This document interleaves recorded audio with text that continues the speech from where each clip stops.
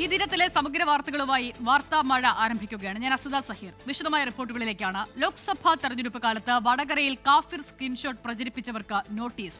CPIM അനുകൂല cyber group അഡ്മിൻമാർക്കാണ് പുനരന്വേഷണത്തിന്റെ ഭാഗമായി SIT notice നൽകിയത്. കേസിൽ മൊഴി നൽകാൻ ഹാജരാകണമെന്നാണ് നിർദ്ദേശം. അനീഷ് ദേവസ്യ കോഴിക്കോട് നിന്ന് ചേരുകയാണ്. അനീഷ്, പ്രത്യേക അന്വേഷണ സംഘം രൂപീകരിച്ചതിന് പിന്നാലെ ദ്രുതഗതിയിൽ തന്നെ നടപടികളിലേക്ക് കടക്കുകയാണല്ലേ? അസിത, രാഷ്ട്രീയ കേരളം വിട്ടുനോക്കുന്ന കാഫിർ സ്ക്രീൻഷോട്ട് വിവാദ കേസിൽ അന്വേഷണം ഇപ്പോൾ വളരെ നിർണായകമായ ഒരു ഘട്ടത്തിലേക്ക് കടക്കുകയാണ്. കേസേറ്റെടുത്ത പ്രത്യേക അന്വേഷണ സംഘം ആദ്യ യോഗം ചേർന്നതിന് തൊട്ടു പിന്നാലെ ഈ വിവാദ സന്ദേശം പ്രചരിപ്പിച്ച CPM അനുകൂല സൈബർ ഗ്രൂപ്പ് അഡ്മിൻമാർക്ക് കേസിൽ മൊഴി നൽകാൻ ഹാജരാക്കണമെന്ന് കാണിച്ച് നോട്ടീസ് അയച്ചിരിക്കുകയാണ്. ഈ സ്ക്രീൻഷോട്ട് റെഡ് എൻകൗണ്ടർ എന്ന സൈബർ ഗ്രൂപ്പിൽ ആദ്യം പോസ്റ്റ് ചെയ്ത DYFI നേതാവ് രമേശ് രാമകൃഷ്ണൻ അടക്കമുള്ളവരുടെ ചോദ്യം ചെയ്യൽ ഉടൻ തന്നെ ഉണ്ടാകുമെന്നാണ് നമുക്ക് ലഭിക്കുന്ന വിവരം. മുൻപ് അന്വേഷണം പ്രതീക്ഷയിലേക്ക് എത്തിയതോടെ നിശ്ചലമായ ഒരു അവസ്ഥയിലായിരുന്നു. ഈ രമേശിനൊപ്പം ഈ കേസിൽ ആദ്യം പ്രതി ചേർക്കപ്പെട്ട CK കാസിമിന്റെ മൊഴിയും പുതിയ അന്വേഷണ സംഘം രേഖപ്പെടുത്തും. മുൻപ് CPM ആണ് ഈ കേസിൽ പരാതിക്കാരിയായി രംഗത്തെത്തിയത്.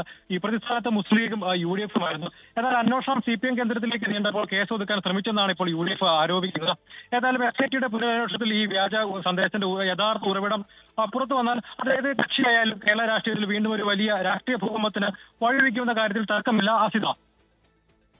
ഓക്കെ, അനീഷ് ദേവസ്യാണ് വിവരങ്ങൾ നൽകിയത്. CPIM ഗ്രൂപ്പുകളുടെ അഡ്മിൻമാർക്കാണ് ഇപ്പോൾ SIT നോട്ടീസ് നൽകിയിരിക്കുന്നത്. സംസ്ഥാനത്ത് മഴക്കെടുതിയിൽ 3 മരണം. കൊടുങ്ങല്ലൂരിൽ മരം വീണ സ്കൂട്ടർ യാത്രികനും കോഴിക്കോട് ആംബുലൻസ് തെന്നിമറിഞ്ഞ വയോധികയും അടിമാലിയിൽ വൈദ്യുതാഘാതമേറ്റ് യുവാവും മരിച്ചു. കനത്ത മഴയിൽ വിവിധയിടങ്ങളിൽ വെള്ളക്കെട്ടുണ്ടായി. മരം മറിഞ്ഞു വീണ നാശനഷ്ടങ്ങളുമുണ്ട്.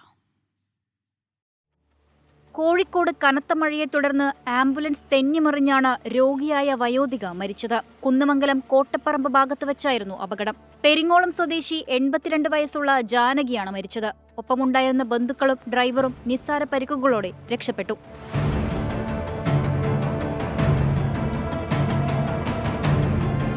കൊടുങ്ങല്ലൂർ ശ്രീനാരായണപുരം പോഴങ്കാവിൽ കനത്ത മഴയിൽ മരം വീണ് സ്കൂട്ടർ യാത്രക്കാരൻ മരിച്ചു. കരുമാത്ര ബ്ലാഹയിൽ ഇല്ലം മണികണ്ഠനാണ് മരിച്ചത്. ഇടുക്കി അടിമാലിയിൽ വൈദ്യുതാഘാതമേറ്റ് യുവാവ് മരിച്ചു. ഇരുമ്പുപാലം പടിക്കപ്പുന്നതിയിലെ രമേശാണ് മരിച്ചത്. വൈദ്യുത ലൈനിന് അപകടകരമാകുന്ന മരച്ചില്ലകൾ വെട്ടിമാറ്റുന്നതിനിടെയാണ് അപകടമുണ്ടായത്.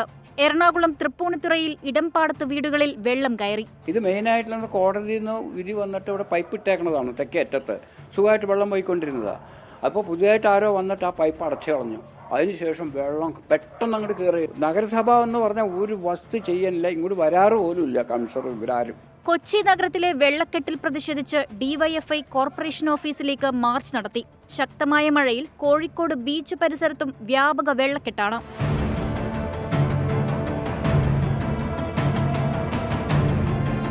നിലമ്പൂരിൽ ഓടിക്കൊണ്ടിരുന്ന ഓട്ടോറിക്ഷയ്ക്ക് മുകളിലേക്ക് മരം ഒടിഞ്ഞു വീണു.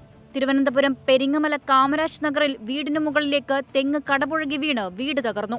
കാമരാജ് നഗർ സ്വദേശി ശാരദയുടെ വീടിന് മുകളിലേക്കാണ് തെങ്ങ് മറിഞ്ഞു വീണത്. ആർക്കും പരിക്കില്ല. News desk 24.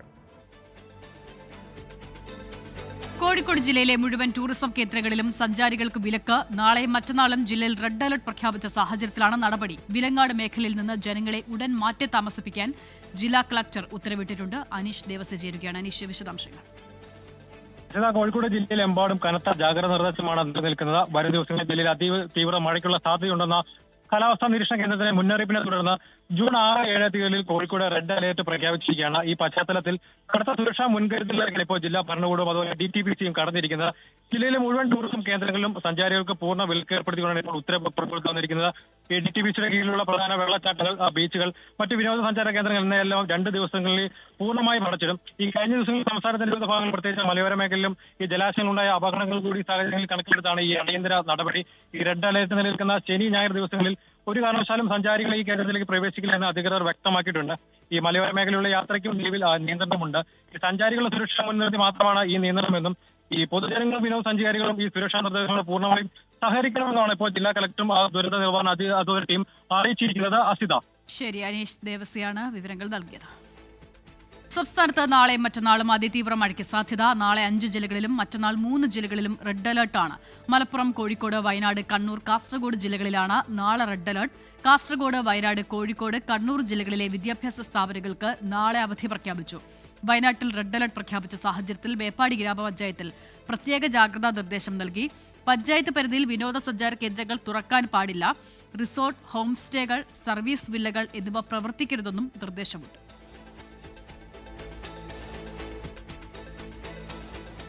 കനത്ത മഴയിൽ കാസർഗോഡ് കാഞ്ഞങ്ങാട് ഹോസ്ദുർഗിൽ UBMC സ്കൂൾ വളപ്പിനോട് ചേർന്ന മതിൽ ഇടിഞ്ഞു വീണു. നിർമ്മാണത്തിലിരുന്ന മതിലാണ് തകർന്നത്. സ്കൂൾ കുട്ടികൾ ഉൾപ്പെടെ ഉപയോഗിക്കുന്ന വഴിയിലാണ് കോൺക്രീറ്റ് ബീമും കല്ലുകളും ഉൾപ്പെടെ പതിച്ചത്.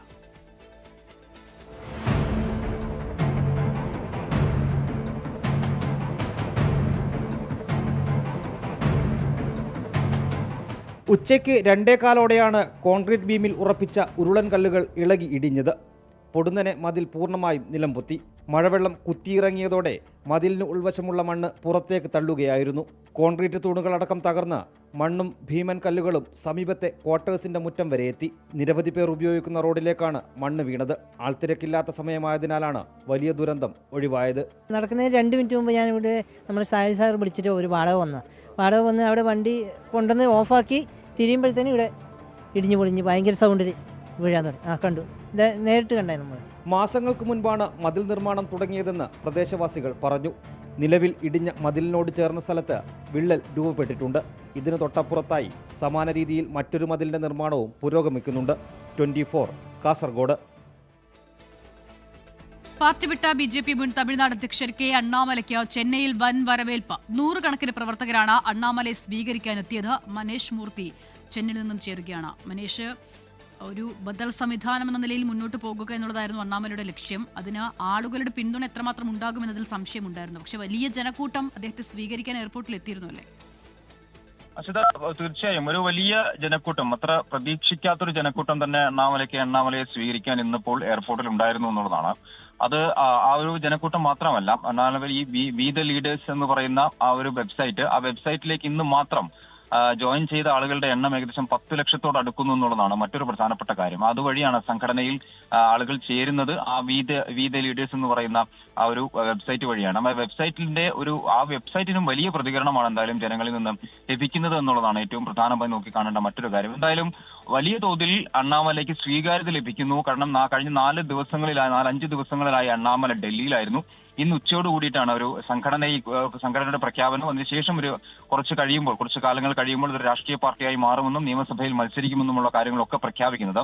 ആ സമയത്താണ് ഈ സംഘടനയിൽ ജോയിൻ ചെയ്യാൻ ഒരു വെബ്സൈറ്റിൽ വി ദ ലീഡേഴ്സ് എന്ന് പറയുന്ന വെബ്സൈറ്റിൽ പോയി ജോയിൻ ചെയ്യണമെന്നുള്ള ഒരു ആഹ്വാനം അണ്ണാമലയുടെ ഭാഗത്തു നിന്നും ഉണ്ടാവുന്നത്. മണിക്കൂറുകൾ കഴിയുമ്പോഴേക്കും ഏകദേശം 10 ലക്ഷത്തോളം ആളുകൾ അതിൽ ജോയിൻ ചെയ്തിരിക്കുന്നു. അത്രയധികത്തോളം, അല്ലെങ്കിൽ അതേ ആവേശത്തിൽ തന്നെയാണ് എന്തായാലും ആളുകൾ ഇന്നിപ്പോൾ അണ്ണാമലയെ സ്വീകരിക്കാൻ ഇവിടെ എത്തുകയും ചെയ്തിട്ടുള്ളത്. തുടരും മനീഷ്, മറ്റൊരു വാർത്തയുടെ വിശദാംശങ്ങൾ കൂടി വേണം. തമിഴ്നാട് BJPയിൽ രാജി. മുതിർന്ന നേതാവും സംസ്ഥാന വൈസ് പ്രസിഡന്റുമായ കരുനാഗരാജൻ രാജിവെച്ചു. സംസ്ഥാന സെക്രട്ടറി സുമതി വെങ്കിടേശനും രാജി സമർപ്പിച്ചിട്ടുണ്ട്. മനേഷ് മൂർത്തി തുടരുന്നുണ്ട്. മനേഷ്, അണ്ണാമലയുടെ രാജി, അത് നമ്മൾ അല്പം മുമ്പ് പറഞ്ഞതുപോലെ ഉണ്ടാക്കിയ കോലിളക്കം അതൊക്കെ വലുതാണ്. അതിന് പിന്നാലെയാണല്ലേ വീണ്ടും രാജി? അശ്വത, കോയമ്പത്തൂർ കേന്ദ്രീകരിച്ചുള്ള നേതാക്കളാണ് ഇവരെല്ലാവരും. കാരണം കോയമ്പത്തൂരാണ് അണ്ണാമലയുടെ ഒരു പ്രധാനപ്പെട്ട പ്രവർത്തന മേഖല എന്ന് പറയുന്നത് കോയമ്പത്തൂരാണ്. ഈ പറഞ്ഞ 2 നേതാക്കളും, ഒന്ന് കരുനാഗരാജൻ സംസ്ഥാനത്തെ മുതിർന്ന നേതാവാണ്, BJPയുടെ സംസ്ഥാന വൈസ് പ്രസിഡന്റാണ്. അതുപോലെ തന്നെയാണ് സംസ്ഥാന സെക്രട്ടറി ആയിട്ടുള്ള സുമതി വെങ്കിടേശന്റെ കാര്യവും. 2 പേരും മുതിർന്ന നേതാക്കളാണ്. ഇവരാണ് രാജിവെക്കുന്നത്. മാത്രമല്ല ജില്ലാ പ്രസിഡന്റ്, ജില്ലാ അധ്യക്ഷന്മാരുൾപ്പെടെ, ജില്ലാ ഭാരവാഹികൾ ഉൾപ്പെടെ നിരവധി ഇടങ്ങളിൽ, ചെന്നൈ ഉൾപ്പെടെയുള്ള നിരവധി ഇടങ്ങളിൽ നിന്നും രാജിവെച്ചുകൊണ്ട് അണ്ണാമലയ്ക്ക് പിന്തുണ പ്രഖ്യാപിക്കുന്ന ഒരു നിലയിലേക്ക് കൂടി കാര്യങ്ങൾ എത്തുന്നുണ്ട്. എന്തായാലും വരും മണിക്കൂറുകളിൽ നാളെയൊക്കെ സമാനമായ രീതിയിലായിരിക്കും എന്തായാലും ഈ പറഞ്ഞ രീതിയിലുള്ള ഒരു പ്രതികരണം BJPക്ക് അകത്തു നിന്ന് ഉണ്ടാവുന്നതെന്നതാണ്. കാരണം അത്രയധികം വലിയ പിന്തുണ എന്തായാലും K. അണ്ണാമലയ്ക്ക് ഇപ്പോൾ ലഭിച്ചുകൊണ്ടിരിക്കുന്നു. മുതിർന്ന നേതാക്കൾ ഉൾപ്പെടെ രാജിവെച്ചുകൊണ്ട് അണ്ണാമലയ്ക്ക് പിന്തുണ പ്രഖ്യാപിക്കുന്നു. ഇപ്പോൾ എയർപോർട്ടിലെത്തിയ അണ്ണാമലയെ സ്വീകരിക്കാൻ നാഗരാജ് ഉൾപ്പെടെയുള്ള നേതാക്കൾ അവിടെ എത്തുകയും ചെയ്തിരുന്നു. അപ്പോൾ അങ്ങനെയാണ് എന്തായാലും കാര്യങ്ങൾ മുൻപോട്ട് പോകുന്നത്. വളരെ വലിയ സ്വീകാര്യത തന്നെ അണ്ണാമലയ്ക്ക് തമിഴ്നാട്ടിൽ ഇപ്പോൾ കിട്ടുന്നുമുണ്ട്. ശരി, മനേഷ് മൂർത്തിയാണ് വിവരങ്ങൾ നൽകിയത്. അണ്ണാമലയുടെ രാജിക്ക് പിന്നാലെ കൂടുതൽ മുതിർന്ന നേതാക്കൾ ഉൾപ്പെടെ BJPയിൽ നിന്നും രാജിവെക്കുന്നു എന്നുള്ളതാണ് ഏറ്റവും പ്രധാനം. സത്യപ്രതിജ്ഞയ്ക്ക് പിന്നാലെ കർണാടകയിലെ DK ശിവകുമാർ മന്ത്രിസഭയിൽ പൊട്ടിത്തെറി. ബംഗളൂരു നഗര വികസന വകുപ്പ് നൽകാത്തതിൽ പ്രതിഷേധിച്ച് രാമലിംഗ റെഡ്ഡി രാജിവെച്ചു. രാമലിംഗ റെഡ്ഡിയുടെ രാജിക്ക് പിന്നാലെ മന്ത്രി KH മുനിയപ്പയും വകുപ്പ് വിഭജനത്തിൽ അതൃപ്തി അറിയിച്ചു. മുഖ്യമന്ത്രി ചർച്ചകൾ വേഗത്തിൽ പരിഹരിച്ചെന്ന് ഹൈക്കമാൻഡ് പറയുമ്പോഴും സ്ഥാനമൊഴിഞ്ഞ സിദ്ധരാമയ്യ പക്ഷത്തിന് പുതിയ മന്ത്രിസഭയിൽ വേണ്ടത്ര പരിഗണന ലഭിക്കുന്നില്ല എന്നാണ് മന്ത്രിമാരുടെ ആക്ഷേപം. നഗരവികസന വകുപ്പ് രാമലിംഗ റെഡ്ഡിക്ക് വാഗ്ദാനം ചെയ്തിട്ട് ഒടുവിൽ കೃಷ್ಣಬೈರ ಗೌಡಕ್ಕಾണ് നൽകിയത്. ഇതോടെ ഇടഞ്ഞു നിന്ന റെഡ്ഡി രാജി പ്രഖ്യാപിച്ചു. ಶಿವಕುಮಾರ್ ಅವರನ್ನು ಕೂಡ ನಾನು ಮಂತ್ರಿ ಮಾಡ್ಕೊಳ್ಳಿ ಅಂತ ಕೇಳಲಿಲ್ಲ, ಅಥವಾ ಸಿದ್ದರಾಮಯ್ಯನವರ ಹತ್ರ ಹೋಗಿ ನಾನು ಮಂತ್ರಿ ಮಂಡಲದಲ್ಲಿ ಸೇರಿಸಿ ಅಂತ ಹೇಳಲಿಲ್ಲ, ಅಥವಾ ಹೈಕಮಾಂಡ್ಗೆ ಹೋಗಿ ನನ್ನ ಮಂತ್ರಿ ಮಾಡಿ ಅಂತ ನಾನೇನು ಕೇಳಿರಲಿಲ್ಲ. ಮಾಡಿದ್ದಾರೆ, ಸಂತೋಷ. ಮತ್ತು ಅವತ್ತೇ ಶಿವಕುಮಾರ್ ಬೆಂಗಳೂರು ಪೋರ್ಟ್ಫೋಲಿಯೋ ನಿನಗೆ ಕೊಡ್ತೀನಪ್ಪ ಅಂತ ಹೇಳಿದರು. രാജിക്ക് പിന്നാലെ ബംഗളൂരു വെസ്റ്റ് ജില്ലാ കോൺഗ്രസ് കമ്മിറ്റി വൈസ് പ്രസിഡന്റും അംഗങ്ങളും രാജിവെച്ചു. തന്റെ സീനിയോറിറ്റി പരിഗണിക്കാതെയാണ് വകുപ്പ് വിഭജനം നടത്തിയതെന്ന് മന്ത്രി KH മുനിയപ്പ. ಖಾತೆ ಸರಿಯಾಗಿಲ್ಲ, ಸೀನಿಯಾರಿಟಿ ಮೇಂಟೈನ್ ಆಗಿಲ್ಲ. ರಾಮಲಿಂಗಾರೆಡ್ಡಿ 8 ಸಾರಿ, ನಾನು 8 ಸಾರಿಗೆ, ಈ ರೀತಿ 8, 7, 5, 6 ಅದನ್ನ സമത്വലനವಾಗಿ നോಡಬೇಕಾಗಿದೆ. മുതിർന്ന അംഗങ്ങളുടെ ആവശ്യം ചർച്ചയിലൂടെ പരിഹരിക്കുമെന്ന് മുഖ്യമന്ത്രി DK ശിവകുമാർ.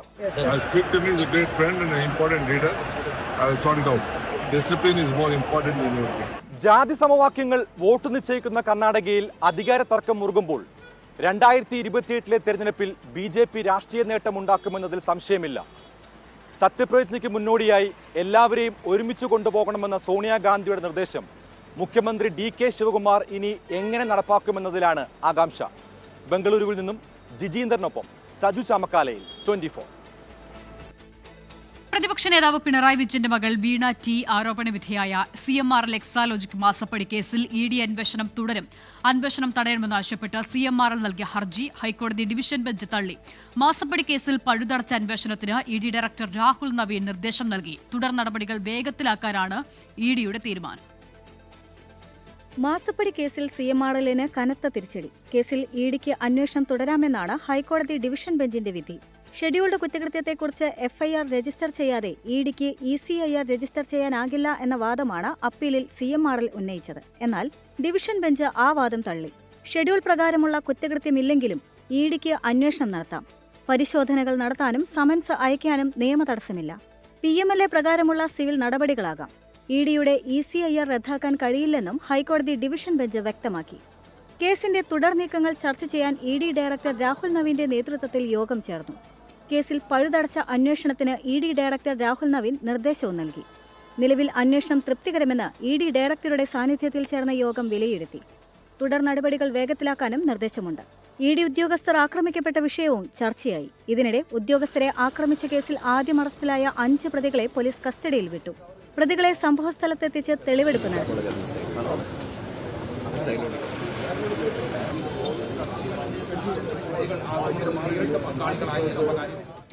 കൊച്ചി. എറണാകുളം മലയിടം തുരുത്ത് കുടിയൊഴിപ്പിക്കലുമായി ബന്ധപ്പെട്ട പ്രശ്നങ്ങൾ സമവായത്തിലേക്കെന്ന സൂചന. കുടിയൊഴിപ്പിക്കപ്പെടുന്ന കുടുംബങ്ങൾക്ക് തർക്കഭൂമിയുടെ തന്നെ ഏതെങ്കിലും ഒരു ഭാഗത്ത് 5 സെന്റ് സ്ഥലം നൽകണമെന്ന നിർദ്ദേശം സർക്കാർ ശങ്കരൻ നായരുടെ കുടുംബത്തിന് മുന്നിൽ വെച്ചു. ഇക്കാര്യത്തിൽ കൂടിയാലോചനയ്ക്ക് ശേഷം തീരുമാനം അറിയിക്കാമെന്ന് കുടുംബം വ്യക്തമാക്കിയതായി മന്ത്രി റോജി M. ജോൺ അറിയിച്ചു. കോടതി തർക്കത്തിൽ കിടക്കുന്ന ഈ വസ്തുവിൽ തന്നെ സൗകര്യപ്രദമായി ഇവർക്ക് 5 സെന്റ് വീതം സ്ഥലം കിട്ടാവുന്ന തരത്തിൽ, അതവിടെ വീട് പണിയാവുന്ന തരത്തിൽ സ്ഥലം കൊടുക്കണം എന്നുള്ള ആവശ്യം ഈ രണ്ട് കൂട്ടരുടെയും ആവശ്യങ്ങളുണ്ടല്ലോ, രണ്ട് വഴിക്ക് 2 ദിശയിൽ നിൽക്കുകയാണ്. ഇതിൻ്റെ ഒരു പ്രശ്നപരിഹാരം എന്ന നിലയിൽ ഈ വസ്തുവിൽ തന്നെ ഏതെങ്കിലും ഒരു സൈഡിൽ ഇവർക്ക് 5 സെന്റ് വീതം സ്ഥലം ലഭ്യമാക്കണം എന്ന ഒരു നിർദ്ദേശമാണ്, അല്ലെങ്കിൽ ഒരു ആവശ്യം ഗവൺമെൻറ് ഈ ശങ്കരൻ നായരുടെ കുടുംബത്തിന് മുമ്പിൽ വെച്ചിട്ടുണ്ട്. സർക്കാർ നിർദ്ദേശത്തെ പോസിറ്റീവായി കാണുന്നതായി സമരസമിതി നേതാക്കളും പ്രതികരിച്ചു. തിങ്കളാഴ്ച വീണ്ടും യോഗം ചേരുന്നുണ്ട്. കോഴിക്കോട് കൊടുവള്ളിയിൽ വീട്ടിൽ അനധികൃതമായി സൂക്ഷിച്ച 38 ഗ്യാസ് സിലിണ്ടറുകൾ പിടികൂടി. അബ്ദുൽ നാസറിന്റെ വീട്ടിൽ നിന്നാണ് സിലിണ്ടറുകൾ പിടിച്ചെടുത്തത്. അനീഷ് ദേവസിയുടെ വിവരങ്ങൾ. വലിയൊരു ക്രമക്കേടാണ് കൊടുവള്ളി പോലീസ് ഇപ്പോൾ പിടികൂടിയിരിക്കുന്നത്. കൊടുവള്ളി വലിയപറമ്പ് തണ്ണിക്കോട് സ്വദേശിയായ അബ്ദുൽ നാസറിന്റെ വീട്ടിൽ വൻതോതിൽ ഗ്യാസ് സിലിണ്ടറുകൾ അനധികൃതമായി സൂക്ഷിച്ചിരിക്കുന്നുവെന്ന് പോലീസിന് രഹസ്യ വിവരം ലഭിച്ചിരുന്നു. ഇതിന്റെ അടിസ്ഥാനത്തിലാണ് ഈ കൊടുവള്ളി സിയുടെ നേതൃത്വത്തിലെ പരിശോധനയിലാണ് 38 സിലിണ്ടറുകൾ കണ്ടെടുത്തിരിക്കുന്നത്. ഈ വീടിന്റെ പോർച്ചിലായിരുന്നു ഈ സിലിണ്ടറുകളെല്ലാം സൂക്ഷിച്ചിരുന്നത്. നിലവിൽ വിപണിയിൽ ഗാർഹിക സിലിണ്ടറുകൾക്ക് വലിയ രീതിയിലുള്ള ക്ഷാമം നേരിടുന്ന ഒരു സാഹചര്യമുണ്ട്. ഈ സാഹചര്യം മുതലെടുത്താണ് പ്രതികളുടെ ഗാർഹിക സിലിണ്ടറുകൾ എത്തിച്ച് അതിൽ നിന്ന് വാണിജ്യാവശ്യത്തിലുള്ള സിലിണ്ടറിലേക്ക് ഗ്യാസ് മാറ്റി നിറച്ചിരുന്ന. ഇതിനായി ഉപയോഗിച്ചിരുന്ന പ്രത്യേക ഉപകരണങ്ങളും ഈ തൂക്കം നോക്കാനുള്ള ത്രാസും പോലീസ് ഈ വീട്ടിൽ നിന്ന് കണ്ടെടുത്തിട്ടുണ്ട്. ഇത്തരത്തിൽ ഗ്യാസ് മാറ്റി നിറച്ച വൻ ലാഭത്തിലാണ് ഇവർ ഇത് മറിച്ചു വിറ്റിരുന്നത്.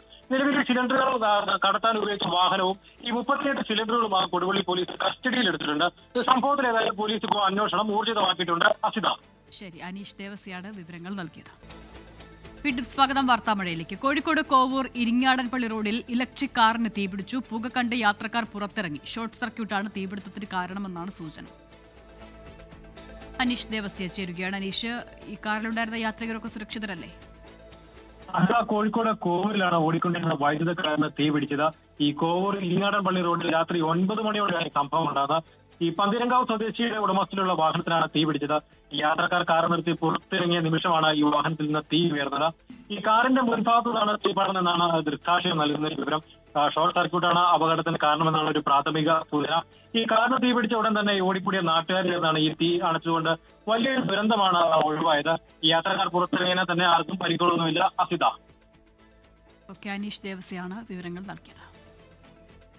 ഈ വർഷത്തെ തകഴി പുരസ്കാരം എഴുത്തുകാരൻ സേതുവിന് ജി സുധാകരൻ MLA വീട്ടിലെത്തി പുരസ്കാരം സമ്മാനിച്ചു. ശതാഭിഷേക ദിനത്തിൽ പുരസ്കാരം ലഭിക്കുക എന്നത് വലിയ സന്തോഷമാണെന്ന് സേതു പറഞ്ഞു. ശതാഭിഷേക നിറവിൽ നിൽക്കുന്ന പ്രിയ കഥാകാരന് തകഴി പുരസ്കാരം ഇരട്ടി മധുരം. യാദൃശ്ചികമായാണ് ജന്മദിനം പുരസ്കാരം സമ്മാനിക്കാനായി തകഴി സ്മാരക സമിതി തിരഞ്ഞെടുത്തത്.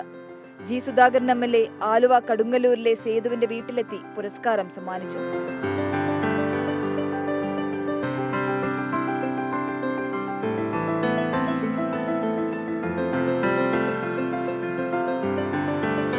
മലയാളത്തിൻ്റെ കാരണവരായ എഴുത്തുകാരനായ തകഴിച്ചേട്ടൻ്റെ പേരിലുള്ള ഒരു അവാർഡ് സ്വീകരിക്കുക എന്ന് പറഞ്ഞാൽ വലിയൊരു അഭിമാനമാണ്. തകഴിയെ പോലെ മഹാനായ എഴുത്തുകാരന്റെ പേരിലുള്ള പുരസ്കാരത്തിന് ഏറ്റവും അർഹനാണ് സേതുവെന്ന് ജി സുധാകരൻ MLA.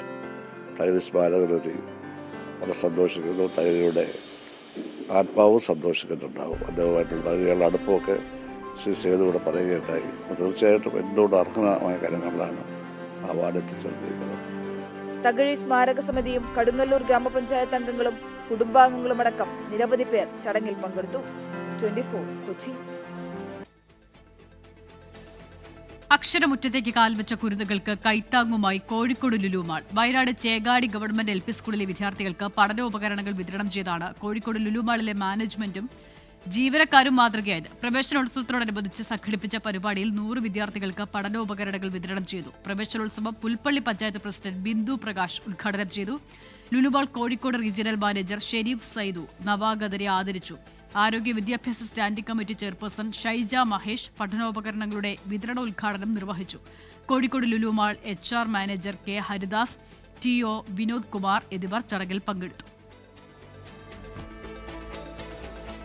വാർത്താ മഴ പൂർണ്ണമാകുന്നു. നമസ്കാരം.